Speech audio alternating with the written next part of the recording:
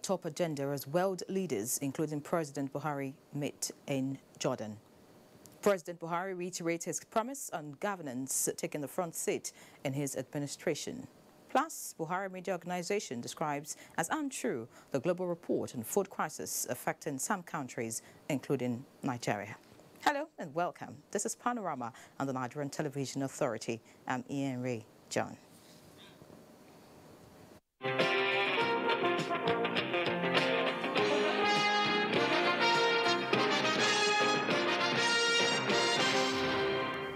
And now the details. Ahead of the World Economic Forum on the Middle East and North Africa holding at the Dead Sea, President Muhammadu Buhari is in Amman, the Jordanian capital. State House correspondent Adamu Sambo reports that the president, who is a special invitee of the Jordanian king, Abdullah bin al-Hussein, was accorded a befitting reception on arrival. President Muhammadu Buhari arrived Queen Alia International Airport, Amman, at 11:45 Thursday evening local time. On hand to receive him was a high-powered Jordanian government delegation, as well as the Nigerian ambassador to Jordan. There were also ministers of foreign affairs and interior, the national security advisor, and other senior government officials. While in Jordan, President Buhari is expected to deliver an address at the opening of the World Economic Forum on the Middle East and North Africa on Saturday at the Dead Sea, alongside the United Nations Secretary General Antonio Guterres. The president, accompanied by Governor Badaru Abubakar of Jigawa State, will thereafter join other world economic leaders at the plenary session of the event. I think it's highly significant for our country, the fact that our president has been invited to present a keynote address shows that he's doing something that the world has noticed. The world knows where he met the Nigerian economy and where the economy is now and where he is taking it to. So if he didn't have something to say, something to contribute, they wouldn't have invited him. So the fact that they invited him to present a keynote address at a forum like this is very significant for Nigeria, significant for our president as a person, and then significant for all Nigerians in that we can be very proud of our president. During the four-day visit, the Nigerian leader is scheduled to hold bilateral meetings with some world leaders on the sidelines of the Economic Forum. You know, the president has three messages he tells the world. One is, join us to secure Nigeria. Two, help us to work on our economy, to revive it, come and invest in Nigeria. You will get a good return on your investment. And then three, he will tell them, join us to fight corruption. Let's team up and make corruption anathema, not just in our country, but in all countries of the world. President Buhari will depart Amman on Sunday for Dubai, United Arab Emirates, to participate in the 9th edition of the annual investment meeting beginning on the 8th of this month. From Amman, Jordan, Adamu Sambo, NTA News. President Muhammadu Buhari has kept his promise that governance would not take the back seat in spite of his busy campaigns leading to the 2019 presidential election. With major activities and achievements recorded during the campaign period, the presidency notes with delight the non-disruption of projects. In keeping with the promise by President Muhammadu Buhari that governors would not take the back seat in spite of his busy campaign schedules to all the 36 states and the Federal Capital Territory leading to the presidential election on February 23, 2019, below are artifacts of promise kept. On January 9, 2019, President Buhari inaugurated the Presidential Technical Advisory Committee on the implementation of the national minimum wage to advise the federal government on how best to fund in a sustained manner the additional cost of implementing the imminent increase in the national minimum wage. The committee, chaired by Mr. Bismarck Rewani, submitted its report on Monday, the 25th of March 2019. Also in January 2019, President Buhari submitted a national minimum wage amendment bill to the National Assembly for passage, following the approval of the National Council of State. The bill is now awaiting presidential assent. January 23, 2019, the Strategic Revenue Growth Initiatives of the federal government was launched by the Minister of Finance, Zainab Ahmed, in Abuja on three main planks, namely achieving sustainability in revenue generation, identifying new and enhancing the enforcement of existing revenue streams, achieving cohesion in the revenue ecosystem. The President signed Executive Order 007 of 2019 on the Road Infrastructure Development and Refurbishment Investment Tax Credit Scheme. Election season did not halt or negatively affect ongoing federal government construction projects across the country. Various projects are currently proceeding. We simply prioritized the completion of critical ongoing projects over the introduction of new ones. The National Bureau of Statistics released figures for the fourth quarter of 2018 economic growth, which is 2.3%, and for the full year of 2018, which is 1.93%, more than double the full year 2017 growth rate of 0.82%. This growth in the fourth quarter of 2018, as well as for the full year, owed a great deal to the performance of the non-oil sector. In other news, the federal government is desirous of leveraging on the potency of information and communication technology and driving its economic recovery and growth plan. Permanent Secretary, Federal Ministry of Information and Culture, Grace Isu Gekwe, stated this in a message at the opening of an ICT capacity building program in Abuja. Anthony Forson brings us details. The capacity building program, which is in collaboration with the European Union's support for federal government reforms project, is designed for officers of federal agencies responsible for policy planning, revenue generation, performance monitoring, and development of statistics. Permanent Secretary, Federal Ministry of Information and Culture, Deaconess Grace Isu Gekwe, who was represented by the Director of ICT in the ministry, Comfort Ajiboye, restated the need for the training, which is in line with the federal government's desire to grow the economy. It is worthy of note that information and communication technology has systematically transformed the social awareness of Nigerians in line with global best practices. Nigeria, like most developing nations, have come to recognize the importance of information and communication technology as a catalyst for sustainable socio-economic development. Team leader of the EU Sofago project, Professor Olaseni Bello, enumerated the importance of the training given the global acceptance of ICT in all endeavors. Because basic ICT is essential for human organization development, for human capital development, for even improving process delivery, service delivery and management information system.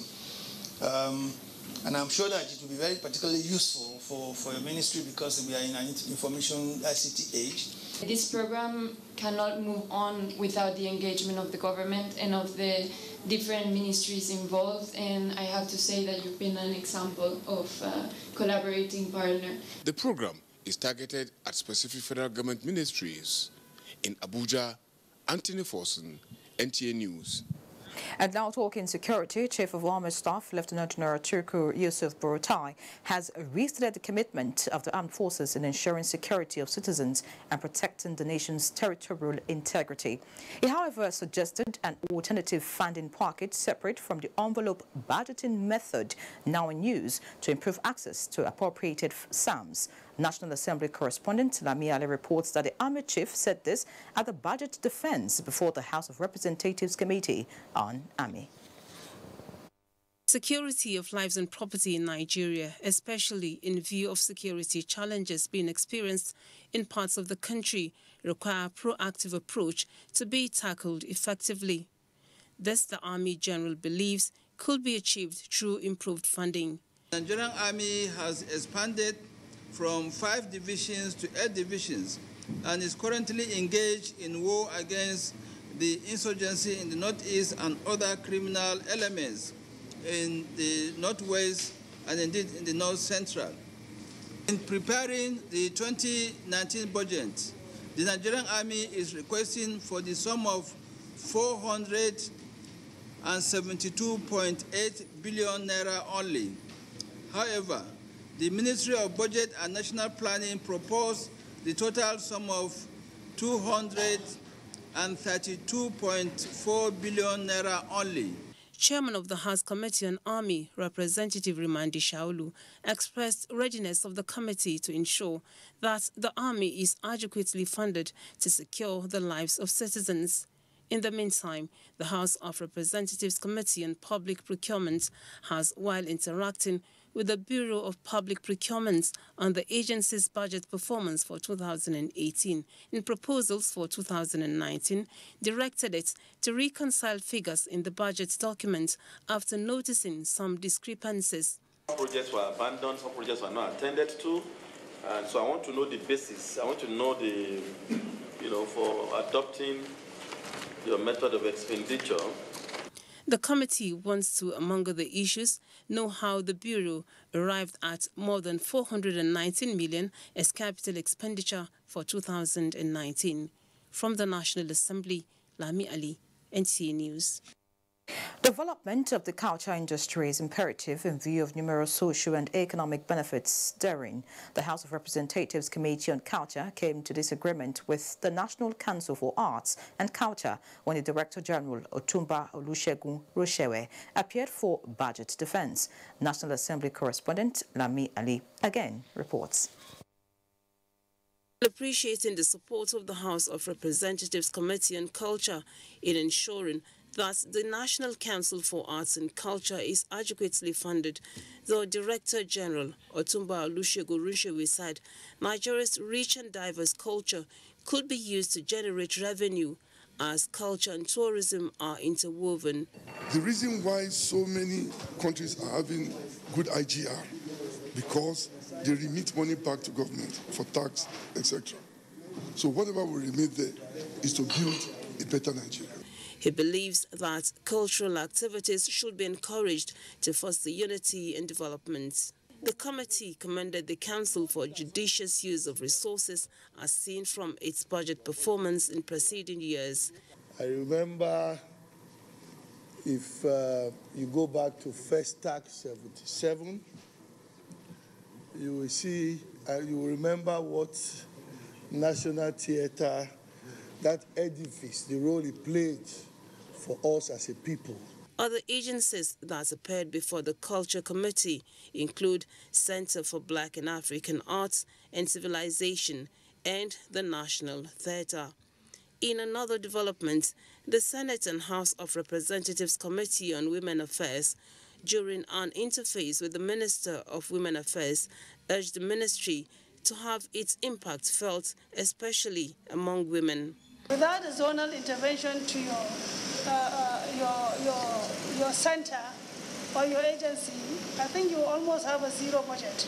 If we can't defend the budget, the appropriation committee can say, okay, let us take the decision ourselves. And that decision, you never know what they will do. The committee also directed the National Center for Women Development to adopt and put into use the correct template for presentation of budget performance and proposals.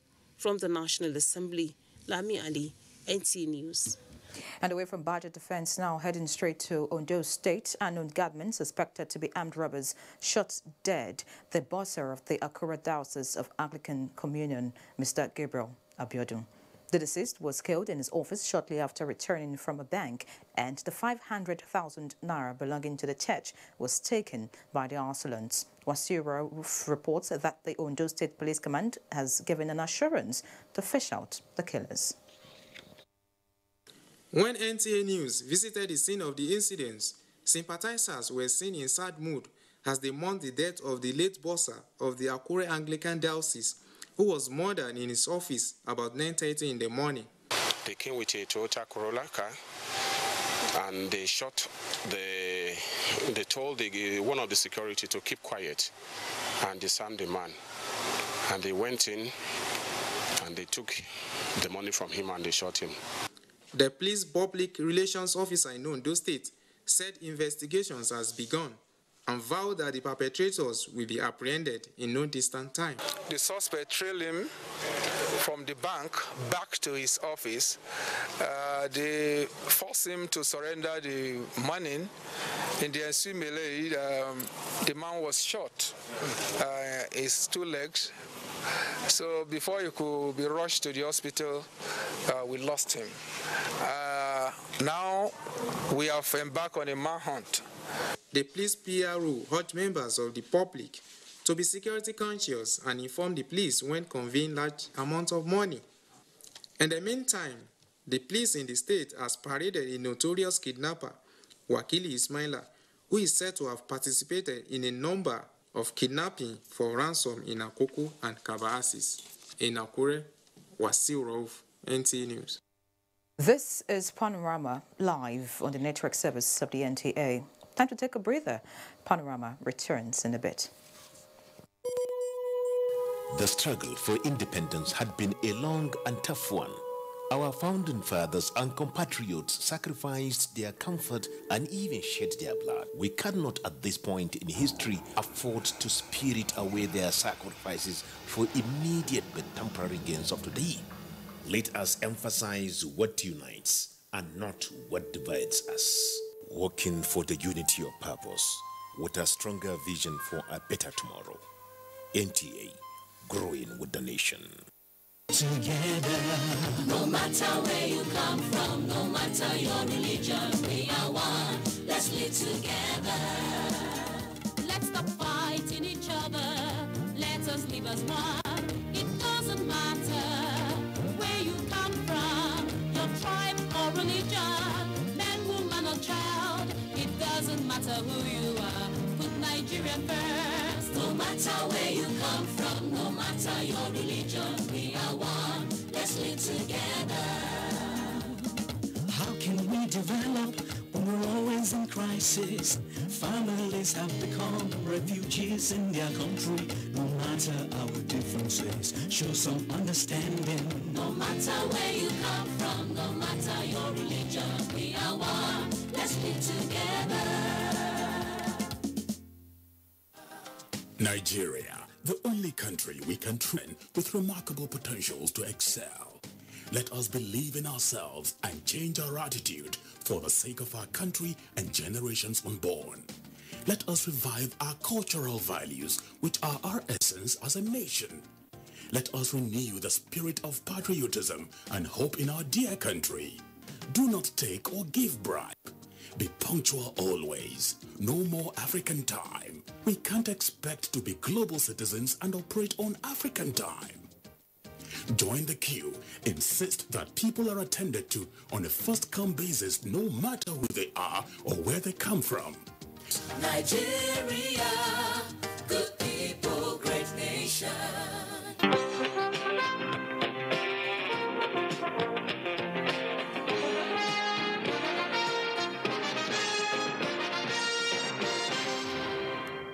Good to have you back. And now heading to the courts. The Federal High Court sitting in Warri Delta State has upheld the candidacy of Senator Ovie Omoagege and other candidates of the All Progressives Congress in Delta State. Tessie Kuka reports. The presiding judge, Justice Emeka Ewete, in his judgment delivered Tuesday, struck out the suit filed by the plaintiff Olorogo Otega-Emero, challenging the validity of the primary election that produced Senator Ovie Omoagege. A landmark judgment. The court has again affirmed the position of the Supreme Court to say that persons who are not joined as parties to a suit are not banned by any judgment given by that court. And today the court also said that the suit filed by Otega-Emero is incompetent, and such it was struck at.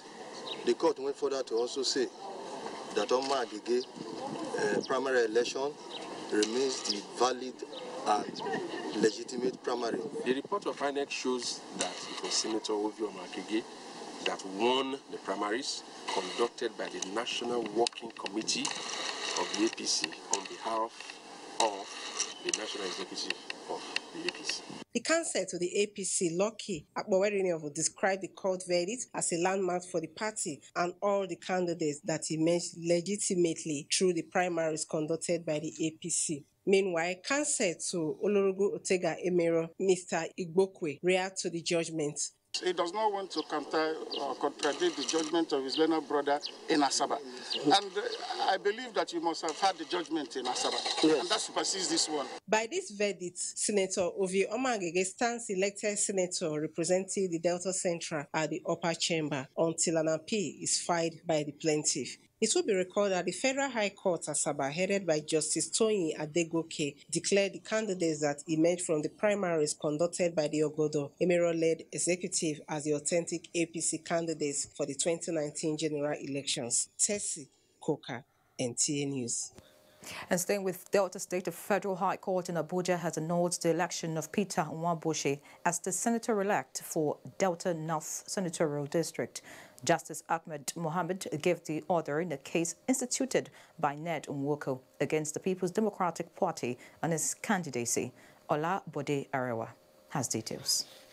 Leaving his judgment, Justice Ahmed Mohammed held that Peter Nwabushi did not win the People's Democratic Party primary for Delta North, held on the 2nd of October 2018. The plaintiff, Ned Nwoko, approached the court seeking to be recognized as the rightful candidate, having polled majority of the lawful votes cast during the primary election. Ned Nwoko argued that he scored 453 votes to defeat Peter Nwabushi, who scored 405 votes. To his surprise, the PDP jettisoned the results and forwarded Nwabushi's name as his candidate for the senatorial district. Peter Nwabushi said Nwoko's case was deficient since it was not filed within the 14 days provided for by the law. The judge observed that the PDP erred by failing to produce ballot papers used for the election when ordered to do so. Justice Mohammed subsequently ordered the Independent National Electoral Commission (INEC) to publish the name of Ned Nwoko as the PDP candidate. The Independent National Electoral Commission, the PDP, and Senator Nwabushi were respondents in the matter. In Abuja, Olabode Arewa, NTA News. And away from the courts now, the President Muhammadu Buhari joined all members of the All Progressives Congress APC in felicitating with the party chairman, Comrade Adams Oshomole, on his 67th birthday, congratulating him for providing purposeful, courageous and tenacious leadership. In a statement by the special advisor to the president on media and publicity, Femi Adesina, President Buhari affirms that Comrade Oshomole, after many years of serving as a labor leader, brought a new dynamism into the collective effort to make democracy and development more inclusive in the country, recognizing his vibrant relationship with Nigerian workers and ordinary people. The president believes, as the chairman of the APC, the strides recorded in the last elections across the country clearly testify to Oshomole's visionary and vibrant leadership, commending his effort at building a strong and unified party that is focused on strengthening internal democracy and developing the country. While rejoicing with family members, friends and political associates of the APC chairman on the milestone, President Buhari describes him as a man of conviction who stands resolutely by whatever he believes in. The president prays that the Almighty God will grant the party chairman longer life, good health and wisdom in serving the country and its citizens. Moving on, the Oba of Benin, Oba Ewa II, has congratulated President Muhammadu Buhari and Vice President Professor Yemi Osinbajo for their victory in the recently concluded presidential election. In a statement by the Secretary, Benin Traditional Council, Frank Irabo, the Oba also extends his wishes to winners in the National State Assembly and gubernatorial elections. The statement commiserates with the families of those who lost their lives and property in the electoral process and commends INEC for ensuring free and fair elections. The Buhari Media Organization has described as totally untrue and unverifiable the global report on food crisis affecting some countries, including Nigeria. A statement by the chairman of the group, Niya Kenshiju, says the report released by United Nations Food and Agricultural Organization is untenable, bearing in mind that under the Buhari's administration there has been an increase in agricultural activities leading to sufficiency in food production and availability According to the group, there has been deliberate measures taken by the federal government to ensure adequate food for the victims of the Boko Haram insurgency due to the intervention by different agencies cooperating with the federal government in ensuring adequate food for the people in the war-affected areas. The group maintains that it runs contrary to reason that an organization like the United Nations or any of its agencies would lump Nigeria with countries like Yemen, Syria and Afghanistan, where there are full-blown wars. It's now time to talk sports. Details with Ayodeji Makinde. Do stay with us.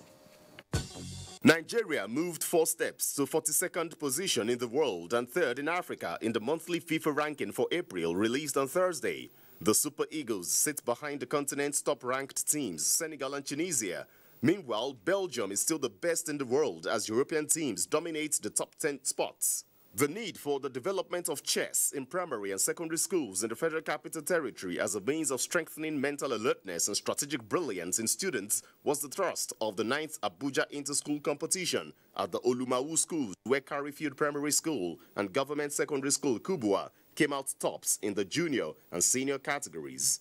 Chess has actually helped me a lot in calculations and helped me in my subjects in school. The whole idea began really with the effort at winning our youth from their preoccupation with nothing but social media and gaming.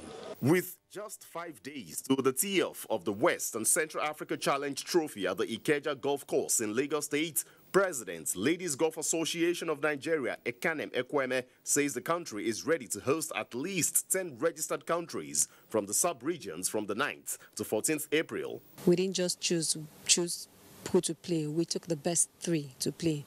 And then, of course, we have the junior girl who is going to be a reserve. And we'll definitely make Nigeria proud. Nigeria finished 4th at the 2017 edition of the championship in Equatorial Guinea. With sports updates, Ayodeji Makinde, NTA News. Many thanks, Ayodeji, for that update. And that's our package on Panorama today. Many thanks for being a part of it. Do enjoy the rest of your day.